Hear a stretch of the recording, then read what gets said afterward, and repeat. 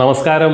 നമ്മുടെ എല്ലാം പ്രിയങ്കരിയായിട്ടുള്ള പ്രേമം സിനിമയിലെ നായിക നടിയായിട്ടുള്ള അനുപമ പരമേശ്വരന് എന്തു പറ്റി എന്നുള്ളതാണ് നമ്മളിന്ന് നോക്കാനായിട്ട് പോകുന്നത്. അനുപമ പരമേശ്വരൻ നല്ലൊരു നടിയാണ്, സുന്ദരിയാണ്, നല്ല അഭിനയിക്കാൻ നല്ല കഴിവുള്ളൊരു കുട്ടിയാണ്. സൗത്ത് ഇന്ത്യയിലെ എല്ലാ ഭാഷകളിലും തമിഴ്, തെലുങ്ക്, കന്നഡം, മലയാളം എന്നീ ഭാഷകളിൽ മിക്കവാറും കുറേയധികം മുൻനിര നായകന്മാരോടൊപ്പമൊക്കെ അഭിനയിച്ചിട്ടുള്ളൊരു നടിയാണ് അനുപമ പരമേശ്വരൻ. ഇപ്പോൾ ഈ കഴിഞ്ഞ കുറച്ച് ദിവസങ്ങൾക്ക് മുമ്പ് ഒരു ഓൺലൈൻ ചാനലിന്, യൂട്യൂബ് ചാനലിന് കൊടുത്തൊരു അഭിമുഖത്തിൽ അനുപമ പരമേശ്വരൻ കഴിഞ്ഞ 2 വർഷത്തെ, ഈ അവസാന 2 വർഷത്തെ ജീവിത അനുഭവങ്ങൾ വെളിപ്പെടുത്തുകയുണ്ടായി.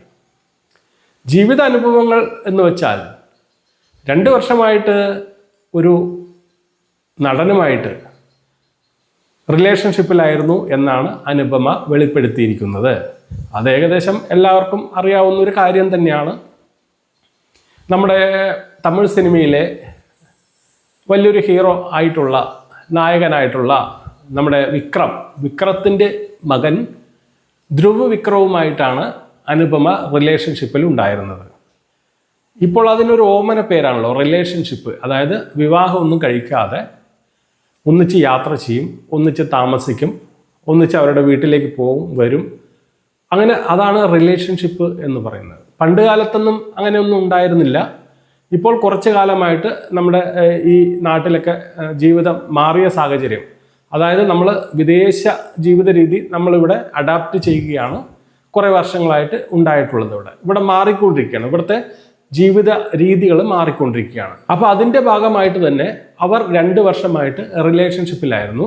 അത് തെറ്റല്ല. ഈ 2026 ഒരു ആണും പെണ്ണും റിലേഷൻഷിപ്പിലാണ്. അവർ ഒന്നിച്ച് യാത്ര ചെയ്യുന്നു, ഒന്നിച്ച് ഒരു റൂമിൽ ഇരിക്കുന്നു, ഒന്നിച്ച് വീട്ടിൽ താമസിക്കുന്നു, ഒരു റൂമിൽ ഒന്നിച്ച് താമസിക്കുന്നു. അതൊന്നും ഒരു തെറ്റല്ല, നല്ല കാര്യം, കുഴപ്പമില്ലാത്തൊരു കാര്യം തന്നെയാണ്. പക്ഷേ ഒരു ആണ് ഒരു പെണ്ണിനെ കൂടുതൽ മനസ്സിലാക്കുമ്പോഴാണ് ആ പെണ്ണിൻ്റെ സ്വഭാവങ്ങൾ ഈ ആണിന് കൃത്യമായിട്ട് മനസ്സിലാവുക. അതേപോലെ തന്നെ ഒരു പെണ്ണ് ഒരു ആണിനോടൊപ്പം താമസിച്ച് അയാളുടെ സ്വഭാവങ്ങൾ കൃത്യമായി നിരീക്ഷിക്കുമ്പോൾ മാത്രമാണ് ആ ആണിൻ്റെ സ്വഭാവം ഈ പെണ്ണിന് കൃത്യമായിട്ട് മനസ്സിലാവുന്നത്. ആദ്യം പ്രണയത്തിൽ പെടുന്ന സമയത്ത് അതൊന്നും മനസ്സിലാവില്ല. ആണിനും പെണ്ണിനും വളരെ സന്തോഷകരമായ നിമിഷങ്ങളായിരിക്കും പ്രണയത്തിലൂടെ കടന്നു പോകുന്ന സമയത്ത് ഉണ്ടാവുന്നത്. പ്രണയം കൂടി ഒന്നിച്ച് താമസിക്കണം എന്നുള്ളൊരു സിറ്റുവേഷൻ വരുമ്പോൾ അവർ ഒന്നിച്ച് താമസം തുടങ്ങുന്നു. വിവാഹം കഴിക്കുന്നവരുമുണ്ട്, വിവാഹം കഴിക്കാത്തവരുമുണ്ട്. ഇപ്പോൾ അനുപമയും ധ്രുവ് വിക്രമും വിവാഹം കഴിച്ചിട്ടില്ല. അവർ ഒന്നിച്ച് താമസിക്കുന്നു, ഒന്നിച്ച് യാത്രകൾ ചെയ്യുന്നു, അവർ റിലേഷൻഷിപ്പിലാണ്.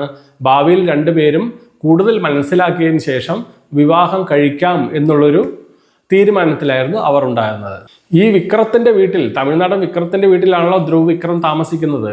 അപ്പോൾ അവരുടെ വീട്ടിലൊക്കെ പോകുമ്പോൾ ആ വീട്ടുകാർ കൂടുതലായിട്ട് നിർബന്ധിക്കാറുണ്ട്, നിങ്ങൾ എൻഗേജ്മെൻറ്റ് ചെയ്യൂ, വിവാഹം കഴിക്കാനുള്ള കാര്യങ്ങൾ മുന്നോട്ട് പോകട്ടെ എന്നെല്ലാം അവർ നിർബന്ധിക്കാറുണ്ട്.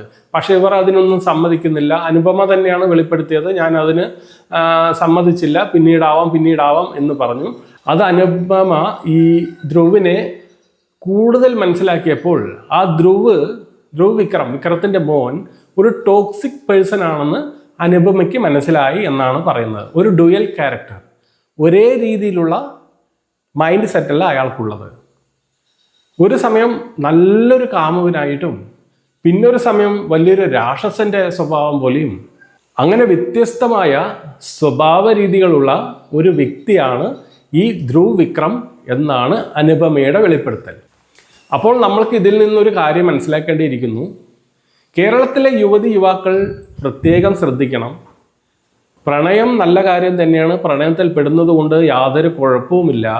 പക്ഷേ പ്രണയിക്കുമ്പോൾ ആ പാർട്ട്ണറെ കൃത്യമായിട്ട് മനസ്സിലാക്കാനായിട്ട് ശ്രമിക്കുക.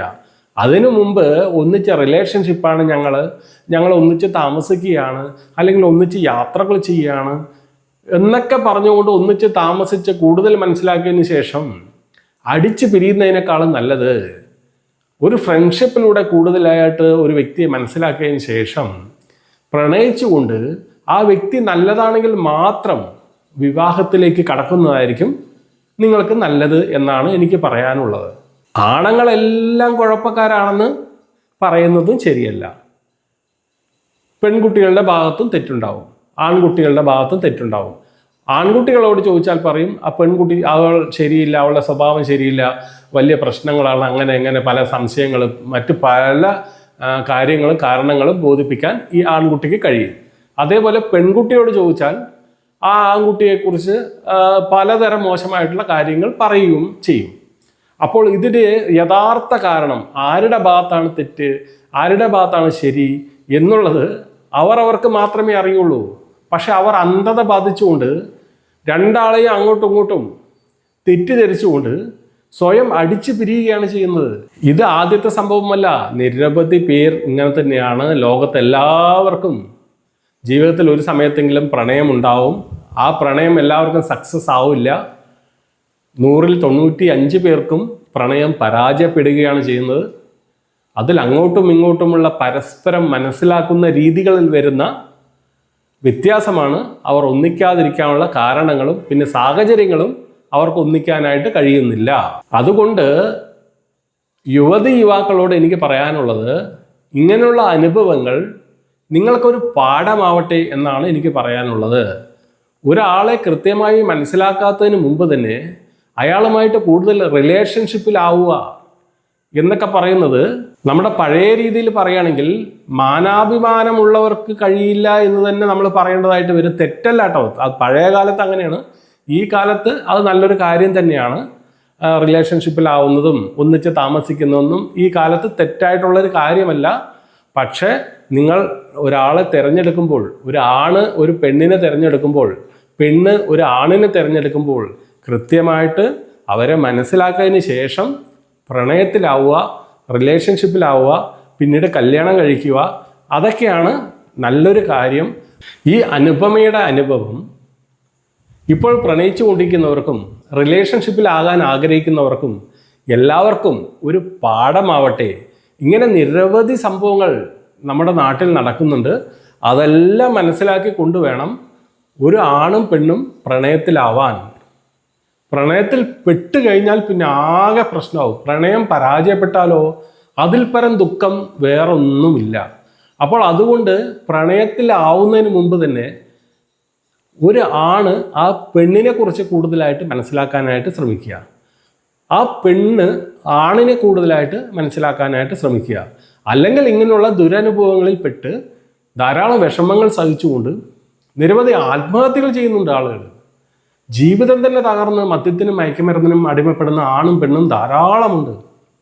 അപ്പോൾ അങ്ങനൊരു അവസ്ഥ വരാതിരിക്കാൻ നിങ്ങൾ പരസ്പരം മനസ്സിലാക്കിക്കൊണ്ട് ഇങ്ങനെയുള്ള ആളുകളുടെ അനുഭവങ്ങൾ നിങ്ങൾക്ക് സ്വീകരിക്കാവുന്നതാണ്.